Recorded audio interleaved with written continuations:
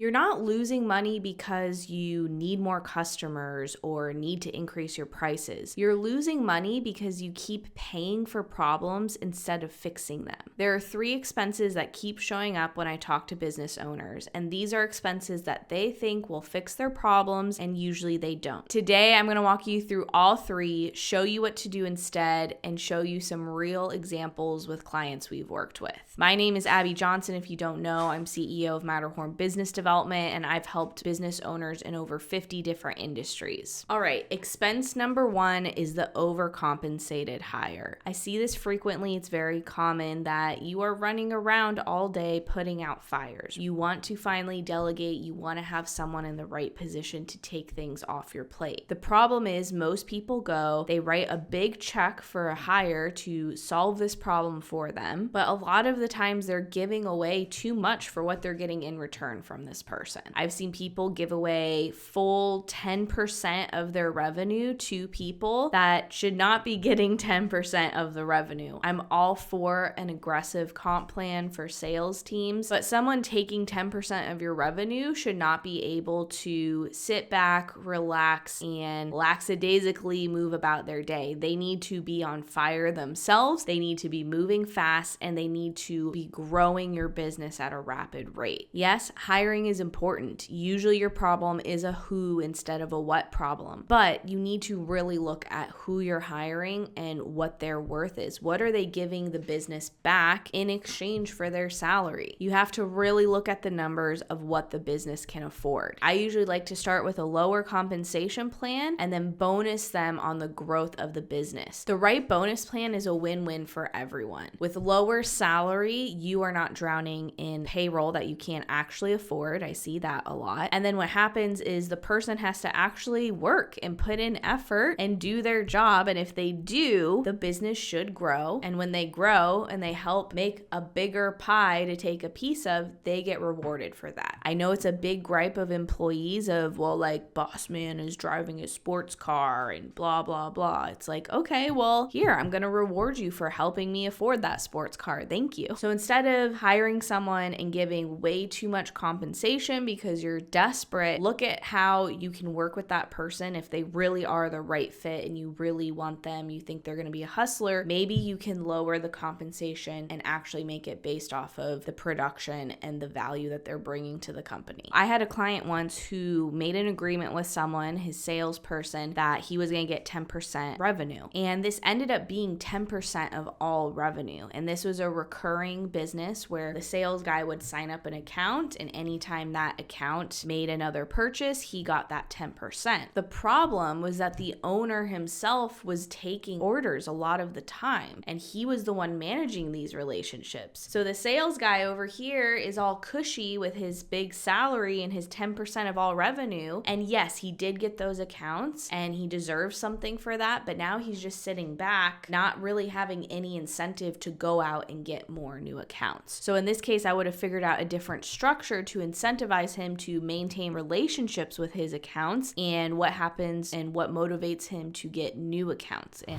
Okay, so if you're sitting here thinking, how do I know what I can afford to pay someone? How do I know when I can afford to hire? A great start to this is by downloading our free cash map. This is going to show you exactly where your money is going and where it should be going. So click the link below, download our cash map, and find out what you can actually afford in your business. All right, this next expense really grinds my gears, so pay attention. It's a common mistake. Let's say your growth is slow, so you do the logical thing. You start running ads, you hire an SEO agency, you start doing pay-per-click, you raise the budget of this over here, and yet it never feels like enough, right? You can always use more leads. The problem is that buying more leads and paying for more leads only works if you have a process for what happens after that lead comes in and you're actually contacting all of the leads. If you're slow to respond to those leads, if your phone is not picked up when a new lead calls, if leads are just sitting on a spreadsheet or a database and never contacted again, you are wasting your marketing money. I'm all for increasing ad spend with what's working, but before you do that, let's fix a broken process. The first thing I want you to do is gather all of your leads, all of your past leads in one central place. This can be a mailing list, a CRM, whatever you have. Now, all of those leads need to be being contacted on a regular basis. So this could be regular email blasts. This could be sales reps who are calling them, getting their dials in. You need to be contacting these past leads who never converted. The second thing I want you to do is fix the follow-up process. So what happens when a lead comes in? Are you calling them within 1 minute? Because you should be. What happens if they don't answer? Are they just given up on? Well, I guess they aren't interested. Is there a second or a third reach back out to them? Most businesses don't have an actual system for this. They're hoping people call back. They're busy out in the field. It's the owner picking up the phone. He takes a day or two to listen to the voicemail and get back to his leads. That's not going to work. Your money would actually be better spent just paying someone to literally sit there, and every time a lead comes in, they call them right away and book them. I'm telling you, you will convert more people if you do that. So fix your follow-up process, reach out to those past leads, and then you can increase your ad spend. All right, the third expense is the cost of having to fix mistakes on the job. I see this a lot in home service businesses where the job is not completed correctly the first time, the customer is upset with something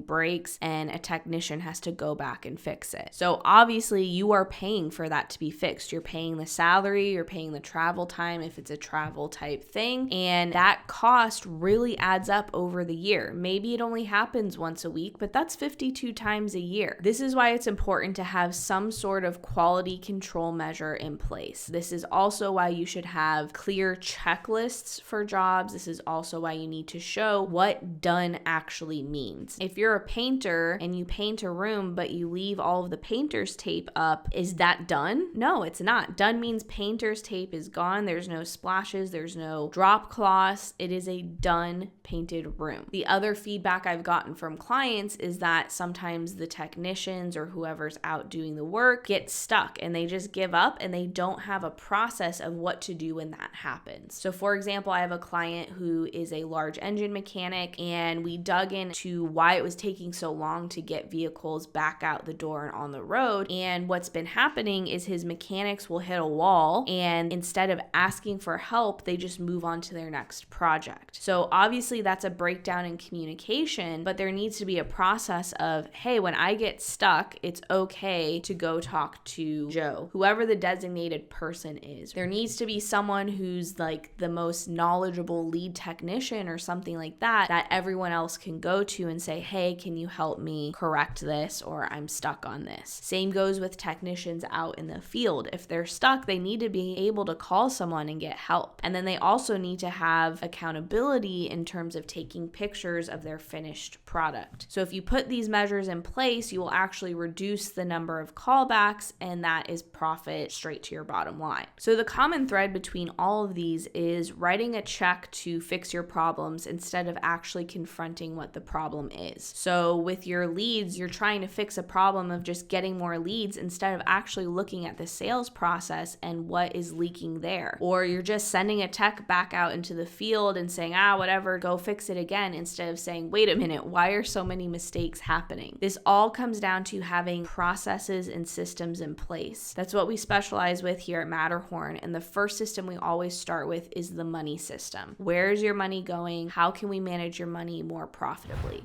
That's why I want to invite you to click the link below and download our free cash map. This is going to show you where your money is currently going and where it should be going. What percentages to each category should your money be going in? So click the link below, download your cash map today, and I will see you in the next video.